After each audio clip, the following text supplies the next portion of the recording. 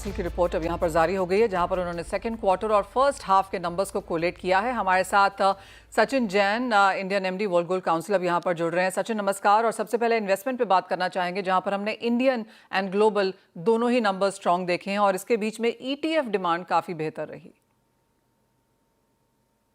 मनीषा, आपको बहुत बहुत धन्यवाद कि आपने हमें वर्ल्ड गोल्ड काउंसिल को एक अपॉर्चुनिटी दी और मेरे को एक मौका दिया कि आपके श्रोताओं को, आपको दर्शकों को हम डिटेल बता पाए। तो आपने जैसे मेंशन किया कि पहला जो दूसरी तिमाही रही है हमारी 2025 की, इसमें हमने करीब 3% की बढ़ोतरी ओवरऑल ग्लोबल स्तर पे देखी है, जो टोटली करके करीब 1250 टन के करीब की हमारी कंजम्पशन रही। जैसे आपने मेंशन किया कि इसमें एक इन्वेस्टमेंट डिमांड, वित्तीय निवेशक की द्वारा जो डिमांड है, उसमें बहुत जबरदस्त हमें बढ़ोतरी दिखी है। इंटरनेशनल ग्लोबल स्तर पर जो गोल्ड ETF हैं, उसमें रिकॉर्ड हाई हमने इनटेक और इन्फ्लो देखे हैं, ऑलमोस्ट 170 टन के, और टोटल मिला के जो AUM हो गया है वो करीब ऑलमोस्ट टचिंग 400 टन हो गया, 397 टन के करीब का AUM उसमें देखा है। लेकिन ये एक क्लियर इंडिकेशन रहा है और एक कोई सरप्राइज नहीं था। ये बेसिकली जिस तरह से गोल्ड की हमने पहले हाफ ऑफ द ईयर में करीब 30 ऑल टाइम हाई हमने देखे हैं रेट्स होते हुए, उसको मद्देनजर रखते हुए और gold as an asset class की परफॉर्मेंस को लेते हुए ये एक बड़ा एक स्ट्रॉन्ग हमने रिस्पांस देखा है।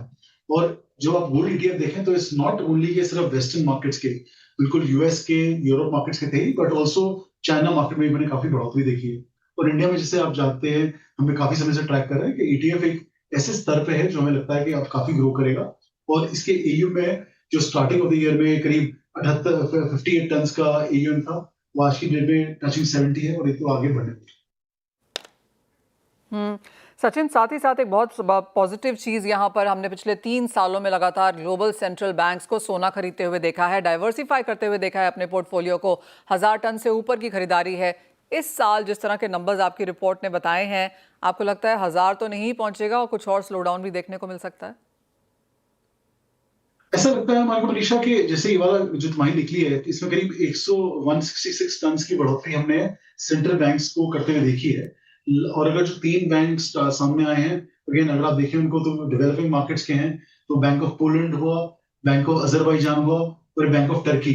इन 3 बैंक्स ने काफी लीड करी है अपनी बाइंग, जो 19 टन से लेके करीब 16 टन के बीच में इनकी बाइंग रही है। रिजर्व बैंक ऑफ इंडिया अगर आप देखें तो पिछले तिमाही में करीब 500 से 600 टन, 500 से 600 किलो की बाइंग की रही है, जो पिछले कई सारे तिमाही को लेके ऑल टाइम लो रही है। लेकिन एक कॉम्पोजिट इसमें देखें तो एक हमने सेंट्रल बैंक सर्वे किया था अभी, जो हमने पब्लिश किया है, जिसमें कंसिस्टेंटली यही आ रहा है कि सेंट्रल बैंक एक स्ट्रेटेजिक एसेट की तरह गोल्ड को देखता है और अगले 6 महीने के नजरिए से नहीं, 2 से 3 साल और इवन 5 साल में कंसिस्टेंट बाइंग और एडिशन में दिखा रहा है।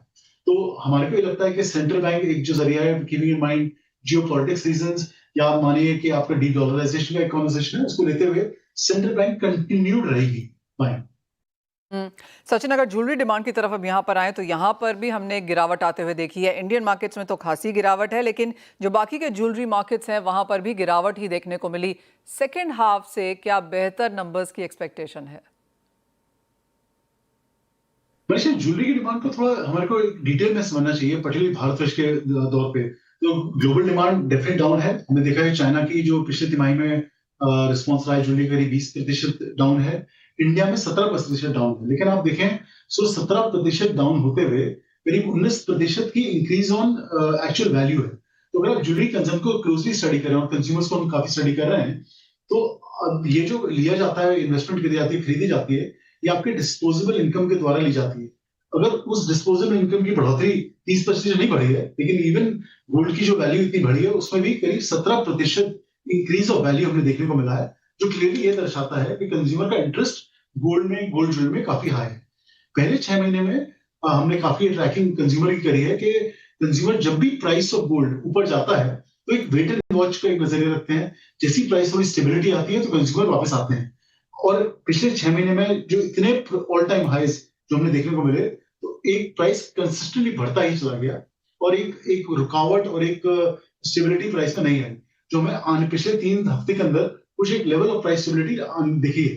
तो हमारा सोचना यह है कि कंज्यूमर के जो रिसर्च है उनमें ये निकल के आता है कि एक ऑब्सेशन कंज्यूमर का गोल्ड को लेके है और एक वेट इस बात की थी कि प्राइस थोड़ा स्टेबल हो, जो हमें लगता है कि as we get into festive time और जैसे सारे त्योहार आने वाले हैं, इसमें अगर प्राइस स्टेबल रहा तो कंज्यूमर का डिमांड और एक एक्सपेक्टेड रिटर्न जो रहेगा वो काफी स्ट्रॉन्ग रहेगा ज्वेलरी को लेकर। लेकिन ओवरऑल नंबर सर्टनली थोड़ा गिरेगा इन टर्म्स ऑफ वॉल्यूम, लेकिन वैल्यू के द्वारा कंज्यूमर का इंटरेस्ट और उनका एक इन्वेस्टमेंट हमारी ज्वेलरी में काफी अच्छा आना चाहिए। अगर हम वैल्यू और वॉल्यूम दोनों ही यहाँ पर देखें, और जैसे आप सचिन हमें बता रहे हैं कि वैल्यू में 10% की गिरावट है, लेकिन वॉल्यूम में 10% की गिरावट है, लेकिन वैल्यू में 30% का इजाफा देखने को मिला है। ये नंबर्स हम कैसे रीड कर रहे हैं और यहाँ पर कुछ इंप्रूवमेंट की एक्सपेक्टेशन?